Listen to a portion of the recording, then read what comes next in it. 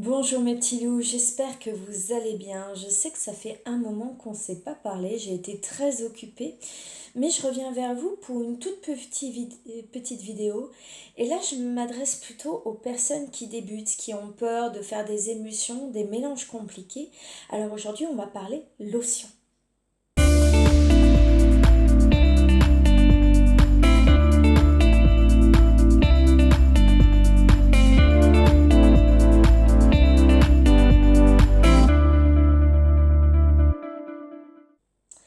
Alors vous, une lotion, qu'est-ce que c'est? Une lotion, c'est un mélange de différentes phases aqueuses. Les phases aqueuses, c'est les phases qui contiennent uniquement de l'eau.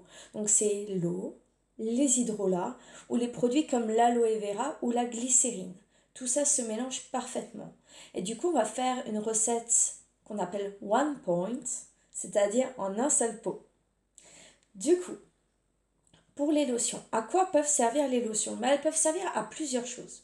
Elles peuvent être purifiantes. Ça, c'est notamment intéressant pour les personnes qui ont des peaux grasses ou des peaux acnéiques où il faut un nettoyage très doux.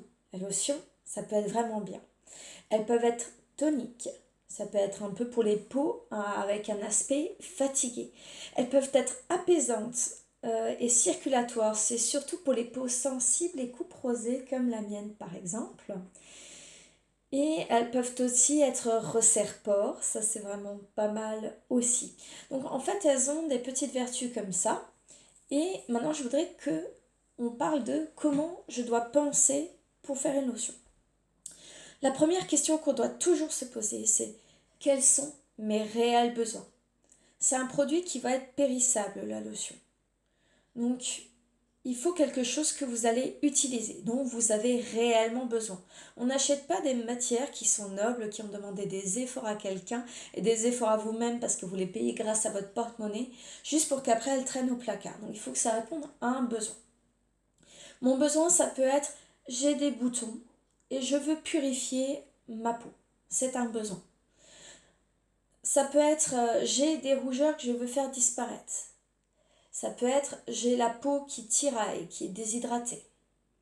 J'ai la peau qui est avec des inflammations.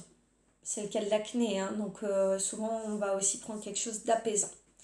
Ça peut être, bon ça c'est plutôt les lotions capillaires, mais la chute de cheveux, ça peut aussi être un besoin.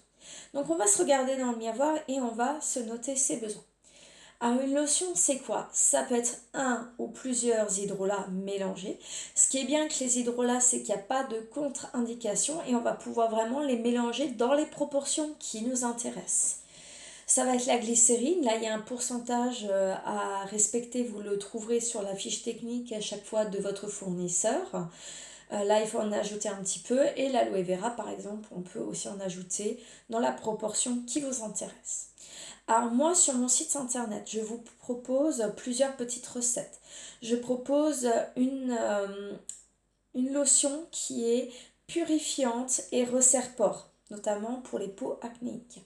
Je propose aussi une lotion qui est contre les rougeurs et qui est apaisante. Une lotion apaisante pour peau sèche également.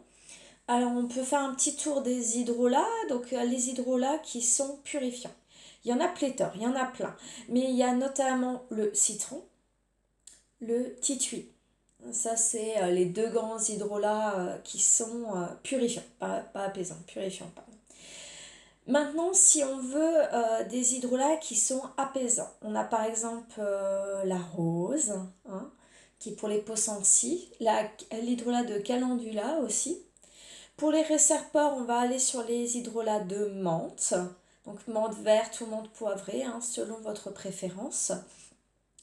Qu'est-ce qu'on peut encore rechercher? Donc pour les peaux acnéiques, surtout le tea tree hein, en hydrolat, c'est super. C'est vraiment un nettoyant très doux et comme ça vous n'allez pas exciter votre peau au niveau sébum. Oui, il y a aussi les hydrolats séborégulateurs comme par exemple celui de pamplemousse qui peut être une bonne association aussi avec le tea tree. Tout ça pour vous dire, la lotion c'est une très bonne première préparation. Je vous mets le lien en barre d'infos des différentes recettes que j'ai formulées pour vous si vous voulez. Mais franchement, si vous voulez commencer à formuler des recettes et apprendre du coup cette dynamique, la lotion c'est sans risque et vous allez pouvoir vraiment vous poser les bonnes questions sur vos besoins et faire des choix. Parce que c'est important de faire des choix en cosmétique. Et n'hésitez pas aussi à utiliser votre instinct. Parfois, je trouve qu'on se sent appelé par certains ingrédients. Bien sûr, il faut vérifier sur la fiche technique qu'ils sont sans danger, mais parfois, n'hésitez pas à écouter votre instinct. Je vous souhaite une bonne journée. Je vous dis à bientôt pour une nouvelle vidéo. Si vous voulez être informé des nouvelles vidéos, cliquez sur l'onglet au centre. Si vous voulez voir d'autres vidéos, cliquez à droite ou à gauche sur la vidéo qui vous intéresse. Au revoir.